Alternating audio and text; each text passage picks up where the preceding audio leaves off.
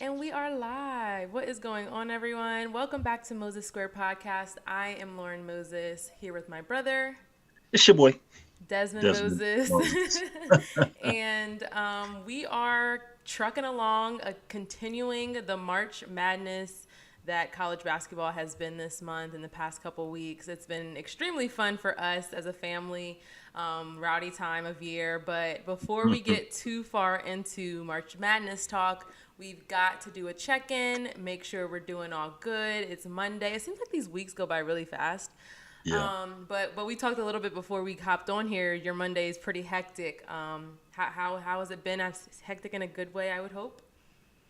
It is. It was very productive. I'm smiling, y'all, because I'm still thinking about this March Madness. That might Yeah. March has been mad, and I'm sure everybody's seen what's going on in you know in the Literally. news, what's going on, and even with the Oscars, all that being said, Crazy. um, work hard, watch your mouth, watch your mouth, Watch your watch your mouth. mouth. Well, maybe then let's get into that. I mean, why not? What's Right? up? Since we bringing it up first, my mental check-in is good, y'all. I can't complain. Yeah. I'm very blessed. But yeah, no, let's talk about it because the Oscars was last night on a Sunday, like it usually is every year. However, I found myself kind of TV had the games on, my laptop had the Oscars on, just because I want to. I use the Oscars to try to figure out what movies, good movies, I've missed that have been nominated, which I Right. have a lot for in my notes now, but. Will Smith and Jada Pinkett Smith, they were in attendance, of course, because he was nominated for Best Actor in King Richard, which we actually watched together. And Yeah. And he won. And he won. he won. Let's not He won. let, Let's let's put not that out. overshadow that. The man won. Let's Okay. put that out there first. He won, rightfully so. Incredible movie, incredible message, incredible testimony of their father, Mhm. the Venus and Serena Williams' father, Richard, and coaching and building and empowering his daughters to be Yeah. who they are today. From a Incredible very tough place too. I incredible mean, story. Talk about your reaction after watching that film and Will Smith's performance. well, one of the best I've seen. I was moved emotionally. Just both you and myself, we've had Yeah. the privilege of having a dad that not only invests a lot of resources, but time, effort. I mean, we had a coach on and off the court, on and off the field.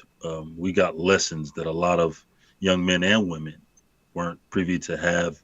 Mm-hmm. So, all being said, he has a lot to do with both our success and the people that we become this day.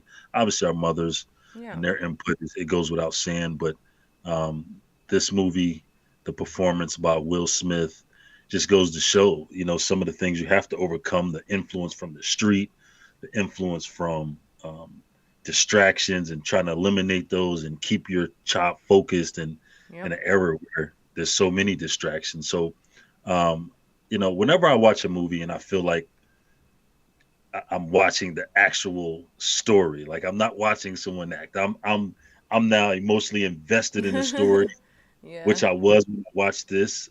Just so real and so powerful, and watching what these young ladies had to go through and what their father had to go through in order to help propel his daughters into the space that they now still thriving in. And um, he did everything. I mean, he called it. They're doing everything that he talked about Yeah. and more.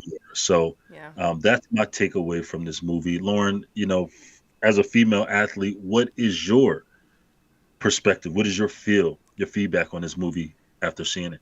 Yeah, no, I think the movie is it's a great example of like what a village really is, right? Because there Mm, were obviously people in their lives other than their father, and I mean you touched on the fatherhood aspect of it all, but there were other people in their lives that really played huge roles in sure.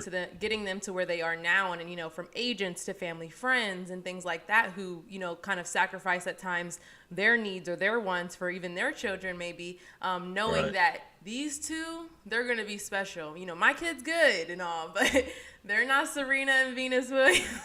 They different. These two Exactly. different. And so we've also had people in our lives that saw something in us Sure. at a very young age who were like, you know what, let me bring these two along. Let me see what this is all about, and let me pour into them as well. And so that was one of the things I took away from it. And then the back to the fatherhood aspect of it was just protecting. And that kind of brings us back to the Oscars last night. And, Yeah. you know, Will talked about how ironic it was that, you know, he ended up getting into a little little bit of an altercation with Chris Rock because, you know, growing up, him and his mother, you know, had a very, you know, I will say strained relationship. You know, she was a victim of domestic abuse, and, you know, him not feeling like he could protect her when he was younger. And so the fact that, you know, he's now standing up or on national TV protecting his woman, his wife, from a joke is very ironic. Yeah. And an insensitive joke. I mean, all that being said, if you haven't seen it, you've been in a box somewhere. But Yeah, I was going to say, I Chris don't think Rock, there's anyone that's not talking about it today. right, right. Like, Chris it would Rock, be strange if we came on here and did not say anything about it. Chris Rock made a joke about, you know, Jada Pinkett Smith, her, you know, her hairstyle, and in reference to GI Jane too, which um, afterwards, you know, I kind of got some more information and was informed that she, you know, is dealing with a medical condition, alopecia, and this is why she's, you know, she has her hairstyle this way, and Yeah. probably after seeing, you know, for Will, after seeing his wife's reaction to the joke and um, seeing her hurt, you know, emotionally, he took it upon himself to walk cool and calm as could be up to Christopher Rock, But can we and get yours? proceeded. Can we get your reaction? Because I mean, I have receipts of what you said in the group chat. What was your real reaction here now? Look, y'all know Will from Philly, right? He's a.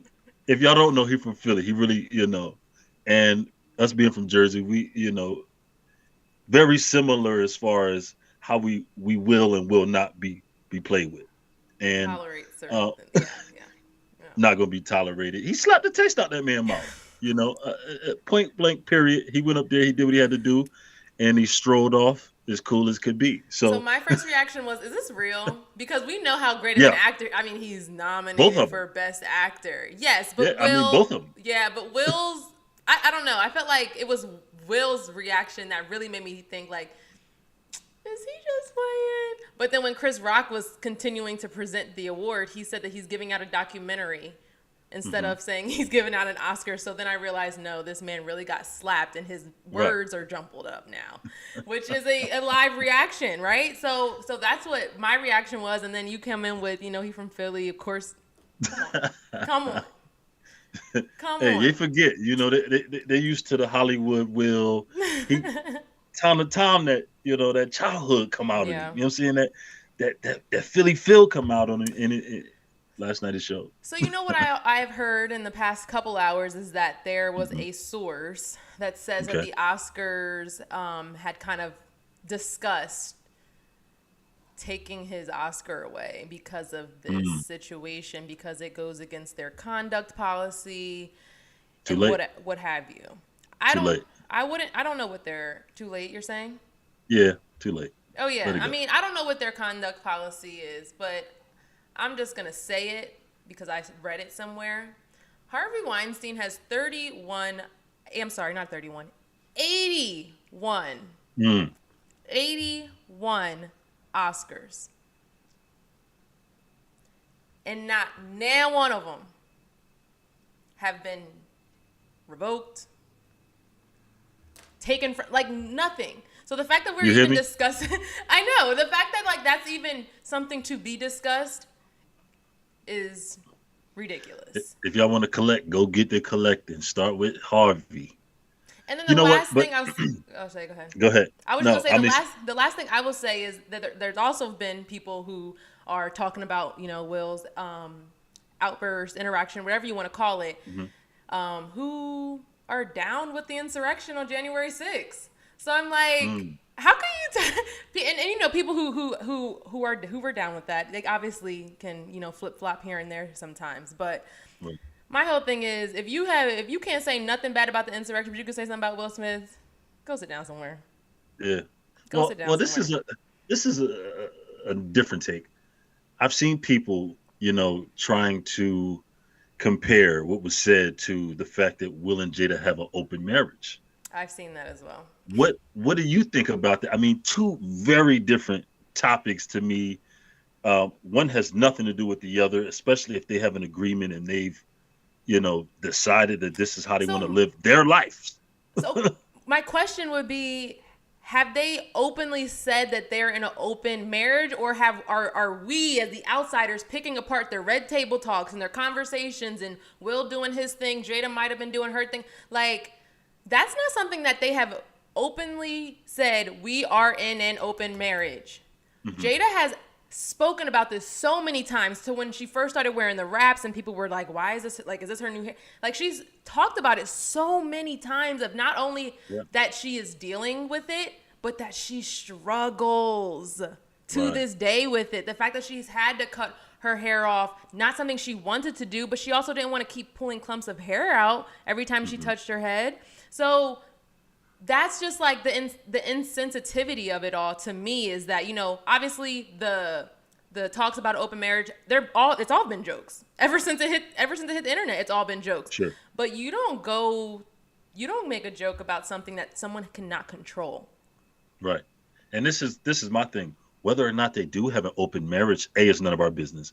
But B, Or if they've made an agreement, if they've decided together as adults that this is how they want to live, yeah. and they can take that as a joke, that doesn't mean they don't respect each other. Yes, That means yes. they have enough respect to communicate this to each other and still live in order to pursue the happiness Mhm. that they see Yeah. fit.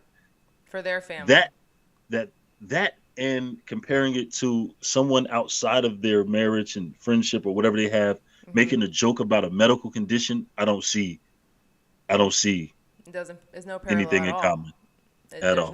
no parallel at all. At all. So those are our takes on the whole incident. I know everybody and their moms have been talking about it, but we have to get into the other madness Yeah. that has been going on since before the Oscars, man. Before the Oscars brought their messiness to it, there was some crazy basketball going on, and right now we have the men's Final Four already set up. Mhm. We're still waiting to see who wins tonight for the women's Final Four, but let's talk about the men. The four Yeah. that we have: Duke versus UNC, Hmm. and Kansas Villanova. Yeah. Yeah. Two good matchups. Two good, amazing, great matchups. Did you have these four in your Final Four? No, Me my final neither. four. I had Villanova. I had Villanova. That was it. I had Villanova Every and Kansas. I did. I had Okay. that side of it right. See, okay. Now let's start there. Let's start with Okay. Kansas because I'm in Kansas City, and inevitably I have to encounter KU fans. It's Obviously. it's it's annoying to say the least, right?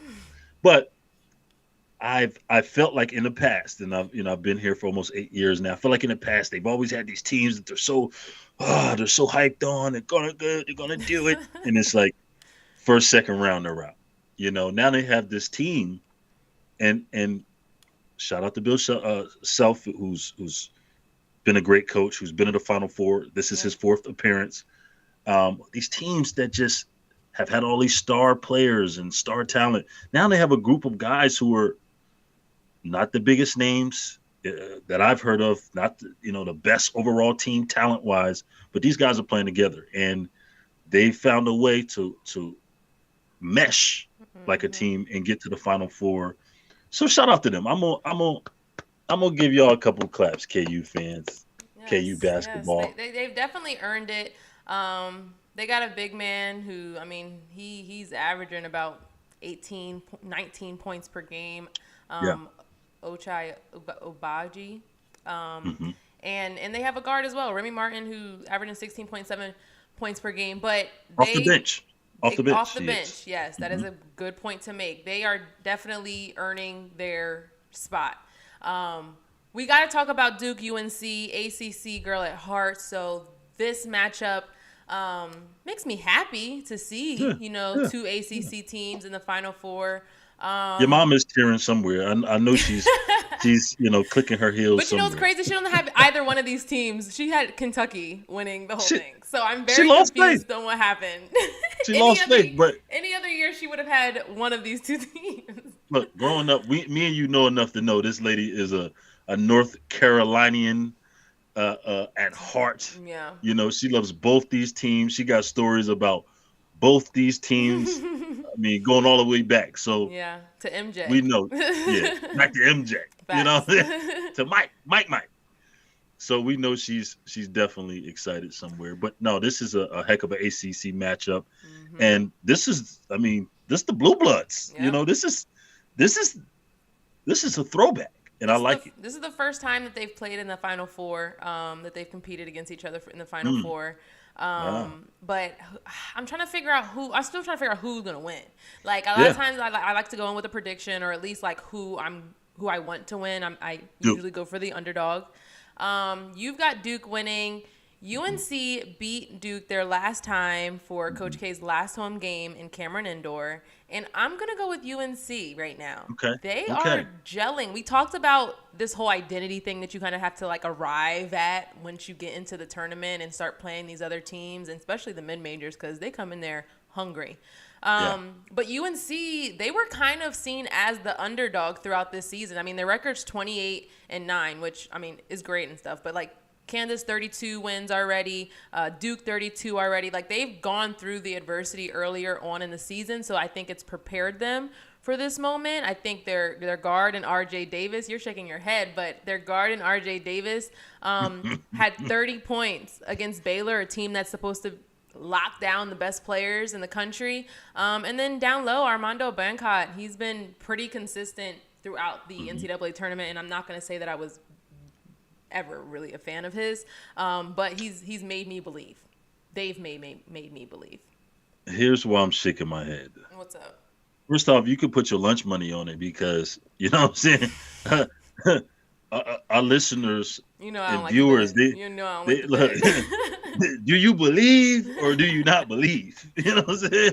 What's I'm the gonna need argument here? $50. What's This the is my argument? argument. Duke has the number one overall pick in the NBA draft on their team. So I give them the tilt as far as talent. Also, UNC, they're only about six deep. They're only playing six guys that have any minutes worth talking about. I don't know at this point in the season Not if winning at all. We're just talking about beating Duke no, just against. being Duke, Okay, okay. just being Duke. I don't know if at this point in the season they have enough firepower, enough depth on their bench to beat a team like Duke, who has found their stride, who's playing uh, with a lot of emotion, a lot of passion. They don't want this to be Coach K's last basketball game. And UNC wants it to be Coach K's. Like that's what I'm saying. Like I feel like UNC's like passion to get Coach K up out of there is No, deep. no, no, no. It's This is the payback. Look, they already did that. They spoiled they spoiled the home closer, the final game in Coach K Arena. They spoiled that. They did all that. Now Duke wants some payback. These boys, they want that action. Man, I'm So ready I for got it. Duke I by wish it was 10. coming on. You got Duke by 10. By Okay. 10. I wish it was coming on tonight, but we have the women's. I don't know if you guys can hear that, but some sound just came through on my headphones, so I hope not. No, But it was an ad. So the men, they're set. Who do you have? You have Duke winning on one side. Who do you have winning on the other? I'm going with the hometown team, Villanova. Villanova. And I say hometown. Anybody from the tri-states the hometown. If y'all haven't figured it out, we from Jersey. We stand on that. PA, New York, New Jersey. We like one. It's Yeah, the no, tri-state. I want Villanova to win. I didn't really have them going. I mean, I had them in the Final Four, but I think I have Kansas Yeah. beating them. But at this point, since St. Peter's really got me rallying for the home team, like you said, Yeah. so I want Villanova to win as well. Villanova's they have great fundamentals. I watched them the way is as minute as the bounce pass and utilizing it, the way that they play defense on every single Yeah. possession, the shots that they get. All five guys can shoot, pass, and dribble with efficiency, with effectiveness. Man, we can't count those guys out. No. Villanova by No. 7. Villanova up 1. Um, Women. So Mm-hmm. the Stanford Cardinal, the reigning champs, they are back in the Final Four, rightfully so. Mm-hmm. Man, Mm-hmm. watching this team, they are so poised, so clean.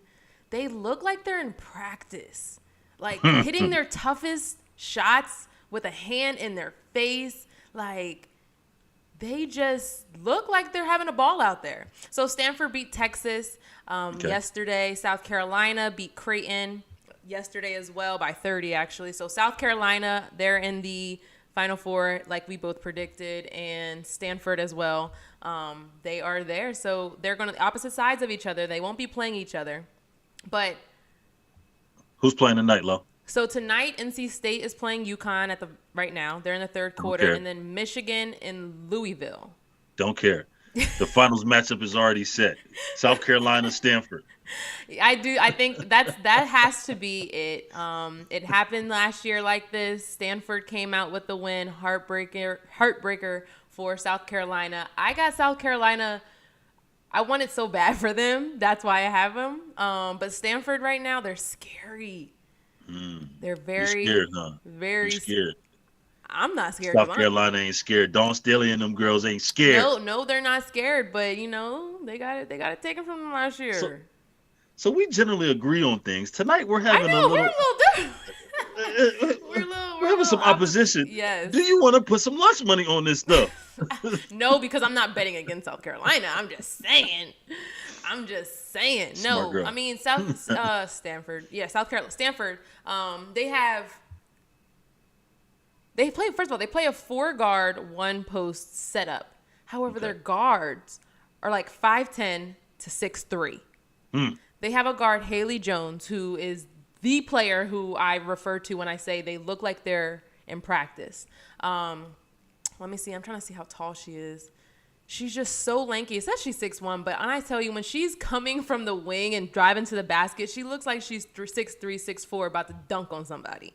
Wow. She's just very lanky. She uses her body so well on both ends of the floor. And, I mean, she is literally their leader out there. And she might not be their highest scorer, but, like, whenever things aren't going right, everybody kind of looks to her to get them back in the groove and scoring groove as well, because when she has the ball in her hands, she can create for herself, she can create for somebody else. It does not matter. So I am definitely a fan of her and looking forward to see what she does beyond college. But like you said, I think we have the matchup. I'm pretty sure South Carolina and Stanford will be in the championship game, and I'm ready for it. We ready. We ready. Connecticut is We up ready. 42-38 right now, by the way. So we Okay. got another good one there. Yep. Number 1 and number 2 seed. Things are a little more balanced on the women's side, Yeah. except for Creighton, who they They made made it a to the Elite Eight, Yeah, they made a 10 huge seed. run. And really, their game against South Carolina, it was crazy because have been so efficient throughout the entire postseason. And they just missed bunnies after bunnies against South Carolina. And a lot of that was in part due to their size in the paint. Hmm. They got 6'4" and 6'5" down there. So that obviously isn't easy. But even wide open bunnies, it just seemed like Creighton wasn't as locked in as we've seen them be throughout this NCAA Yeah, tournament. But they definitely, like you said, had a great run, similar to St. Peter's. But St. Peter's was a 15 seed and Creighton's a 10 seed. 10 seed. Yeah, Yeah. but they went up against. They had 2 tough games. You got to consider conditioning Mm-hmm. this time of the year, Yep. depth, all these things, because Creighton beat 2 Iowa teams, Iowa first and Iowa State, to Mm-hmm. get into the Elite Eight, and Yep. shout out to them. They made a run and they opened some eyes. That's for sure. For sure, and it helps with recruiting as well. I Yeah. think that kind of goes over people's heads, but the further these teams can get, the better it is for their futures and their future of their program. But we have to talk about it before we move on to the NBA. You saw Shaheen Holloway, St. Hmm. Peter's coach, got his job at his alma mater in Seton Hall. So he's going up there. He's Wow. gonna get a check. Big check. He's gonna get that check. And Daddy called that. Of course, I talked to him yesterday, and he's like, the money's calling now. And I'm like, I don't know. He might try to stay and help the program. He's like, nah. They can't afford dog. Yesterday's price is It's not not today's price. Period. So, to the NBA. Before we get into the MVP race, our man, Jersey, Kyrie is back playing at home. Kyrie, stop playing with him. Unfortunately, his first game back at home, they lost to the Hornets, and LaMelo Ball had like 30-something points. He went crazy on them. But Kyrie's back at home. What does this mean for the Nets? Doesn't mean anything because I'm pretty sure they're like 7th or 8th in the East right now. I'm not gonna lie to you. I don't think they're as good as we think they are. I mean, obviously they have the talent in KD and Kyrie now being back. Mm-hmm. Offensively, kill us. Yeah. Kill us. You want to see an offensive show? Go get you a ticket. But defensively is where they're going to have an issue. Kyrie is an undersized point guard, two guard, depending on the night. The part of the game in which they're in. He can play the boat. KD is an undersized, and when I say undersized, not height, weight-wise undersized. He's been reluctant to take on teams' number one scorers. He does a lot of talking now. He be doing a whole bunch of yakking now. But when it comes down to it, the elite players, the guys, the superstars, in my opinion, they're ready and willing to take on the other team's superstars. Yep. So for that reason, I don't think they have a chance. Yeah. I don't think they have a chance. They'll put on a show, but I don't think they have a chance to really compete for an NBA championship this year. What do you think, Lauren? We agree there. Okay. We agree there. I knew, honestly, ever since the world found out that Kyrie wouldn't be able to play at home and only away games, I knew this season was done for them. And I think we talked about it when it first happened, like on the podcast. It's just like chemistry. Chemistry is all screwed up now. It's like you have players trying to advocate for you in the press, but then you have to imagine. I mean, I talked to Monica McNutt, who's ESPN analyst. Like, you have to imagine at some point in the locker room, these dudes are like, "Yo, bro, just get the vaccine," or like, just not even. Maybe if it's not even saying just getting the vaccine, but like sly remarks or just things under their breath with their just like it messes up the flow. It messes up the chemistry. And although they might not be saying that to the media, they have to put on a smile. They have to be like, "Yo, bro's still working hard. He'll be ready for away games." But it's two sides of the coin here, and so I knew ever since then it wasn't going to be great. Well, not only that, you got to consider this. Kyrie's coming to the game sitting courtside, making more than these guys who are playing. Yeah. And his money is guaranteed. So no matter how much you love Kyrie and you're a professional as a player, which each of these men are, they still have to go out, play hard, then come after the game and answer questions about a guy who didn't play. Yep, and who's sitting courtside looking fancy. Yeah. I wasn't here for it, never was. It's definitely a distraction. So moving on to the guys who have been playing both home and away games, the the lovely men who are in the race for the MVP award. This is big. I mean, we obviously, so let's just put the names out there. I'm sure you're gonna let's say it first. You're gonna say Joel Embiid, right? Joel, stop playing. We have Giannis in the conversation. We have Nikola Jokic, the Joker. Lord, sorry for that. The Joker, and then a guy that came into the talk this week, just a couple of days ago, was your man Luka? Jason Tatum. Luka's in the conversation as well. Luka's but a new guy is Tatum. Yeah, I won't lie to you. I won't lie to you. Oh my gosh. Yeah, no, honestly. So last year the Joker won, right? And I was against it. I'm not gonna lie. I think Giannis should have won it, but that's neither here nor there. This year, though, I think he is making himself. When I say him, I mean the Joker. He is making it undeniably known that he coming for that back-to-back title. Yeah. passes Yeah. behind his head, triple doubles after triple doubles. Like, he's just not, he doesn't miss. Like, he's just not Yeah. missing right now. And I mean, he's playing for a Denver Nuggets team who's trying to fight their way in the West Coast Conference. But, man, he looks good. Giannis. What'd you say? I'm going with him. Oh, okay. Giannis. Yannick. I done combine I all in. know. Giannis. Okay, you're going with Antetokounmpo. Giannis. That's my MVP. And Yeah. here's why. He's out of all of these players, the Bucks are third in the Eastern Conference. Mm-hmm. They're competing. Obviously, I talked about Tatum, and I love, the superstar he's become, Yeah. the next tier that he's come into. Mm-hmm. But Giannis, after obviously winning the MVP and coming back and having a year like he's having this year, the improvement that he's made in his game, averaging just under 33 points, 55% from the field, over 11 rebounds per game, and just under 6 assists per game. This guy it seems like he's having a quiet year. How could you have a quiet year? You average 33 and 11. Yeah. That's We're very just so true. used to it. We We're just are so used to it. That's a good point. His effort, and truly, just his ability night in, night out to go play with that ferocity. Yeah. You can't understate what it takes to do this, the shape that you have to be in. And to put it into perspective, Mm-hmm. Jokic is 26 points per game, 7.8, so basically 8 assists per game, and 13 rebounds per game. He is shooting 57%, so He it's a is. tick higher than Giannis. Yeah. But But that goes to show you, like, I'm watching, the Nuggets more than I ever have this year, and I'm like, wow, But like, I turn the game on to Giannis, and then Giannis just doing his thing. You know what wow, I'm saying? yeah, it's like wow. It's like 2 wows. Yeah, exactly. So it's just like, I could see it. I could honestly, but I'm not gonna be mad this year if the Joker does one.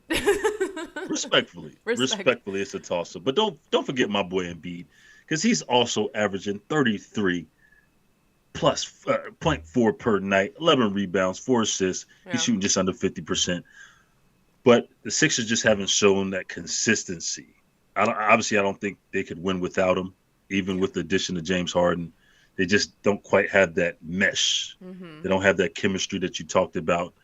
When I think MVP, I'm giving it to a guy whose team I think will be a championship contender and will go deep into the playoffs, if not win it all. Yeah. And shoot, what more can you say about Giannis Antetokounmpo? I just love that brother game. I mean, the way he dunking on folk. Come on. I thought you were gonna say I just love the brother's name. Nah, the brother game. His name is just a plus. Yeah, facts. I think that's a good argument. I think it'll be interesting to see how things kind of work its way out throughout the set. I feel like it's not even the second half. It's more of like the last quarter of this 8 games season. left. Yeah. So 8 games left. on the other side of things, Lord have mercy, the NFL, we can't get into all their moves. We can save that for next episode. I feel like we always save NFL stuff for next episode, only because they're not in season right now. And we could talk about it all day. Let's not overlook the trade that was made. Because Kansas City, I know, they give a damn about this trade. Let's just talk about it. We don't have this. We're going off the script right now for y'all, because there was a trade this past week. Mm-hmm. Kansas City traded away the cheetah, Tyreek Hill, the fastest man in the NFL, possibly the world, for some draft picks. It was a lot of them. It was some cap. It was about 5 of them. It was some cap space that was freed up. But I walk around Kansas City. I live here. I'm out in the community. Not a day's go by since that trade has happened that people recognize me. They say, "Oh, that's the brother from the." Hold on, what you think about that Tyreek Hill trade? Lauren, what do you think? So what do you think about the Tyreek Hill trade? Like, what do you the one with all the numbers and the facts? Let's talk about it. Look, all numbers aside, that brother is the fastest man in the NFL. He's the quickest man in the NFL and has the most agility, I believe, of any man in the NFL. He's not one of those guys you can easily replace. We've seen other fast guys. There's no other guy like him. We've seen fast guys come, go, be okay. This guy has come and improved year in and year out. As a receiver, he's become a guy that we can talk about in the top three at his position, Mm-hmm. and rightfully so. He went and got the money that he deserved. But for Kansas City, I'm going to be interested to see whether or not they can fill the void that he leaves, because this guy, like we said, he's not a guy you can just up and replace, and especially not with some draft picks, because those guys may or may not pan out. We don't know. Yeah. Those are just numbers. They could be just guys. I know guys that was drafted first, second round, third Yeah. round, played 2, 3 years, and they're out of there. So for me, it's like his proof was already in the pudding. Interesting. I don't know. It's above my pay grade. Lauren, what do you think? Yeah. Again, I have to agree. I don't think there's another player like Tyreek Hill out there. I do think that with him leaving changes a lot for their offense, because I Oh think yeah. what he can do, like what his body is like physically capable of doing, it worked for what Patrick Mahomes does so well offensively. Yes. And being able to launch balls and kind of like, and not really wishing for it, but like knowing that he's going to go up and get it. Believing. Yeah, eight out of 10 times. So that I think is going to change going forward. He's not going to be able to do that as often. We're not going to be able to rely on someone like we could, like like they could before. So I think it'll be interesting to see how, like you said, how they fill that void, but also how their offense may look a little bit different than what we're used to seeing. Yeah. I mean, it will be very interesting. We got an aging Travis Kelce, and I say aging, he's my age. Still young and in his prime You're aging. physically. In football terms, aging tight end who still has a ton left, but who knows how much more he wants to play. He's already broken the bank. He's setting records yearly. Yeah. I just don't know if you should let go of a guy in his prime versus, trying to squeeze the juice out of him and really just give Patrick Mahomes that lever, that release point that he can undoubtedly count on, when times get tough. And there's plays that are playing in my mind where I'm like, who else would have made this play? Exactly. Baltimore Raven, game from 2 years ago comes to mind. This Patrick rolling right, Kels. Tyreek is on the other side of the field, comes back. Yep. I mean, it's just a play that 10 out of 10 guys wouldn't have made, period. There's no other guy that would have made this besides Tyreek. Yeah. And to have that type of guy on your team, to be able to stretch the field, he has to have double coverage. You got to put two guys to tend to him. It freed up a lot of stuff. I'll be interested to see. Andy Reid is known and respected as one of the best offensive coordinators and head coaches in the football industry. We'll see if he can put his money where his mouth is next year, because he'll have to do a little more scheming. Yeah. Well, another player that is one of one is your boy. My boy. TB. Freaky. Oh, Tom Brady. TB. I said freaky. Oh, no. He's a freak of nature, though. Thomas Brady. Yeah. Tom Brady, he has unretired. He retired, then came back. He's going to be back for the 2022-2023 season. Yeah, he came back wearing his 4.5, and that 4.5 is his age.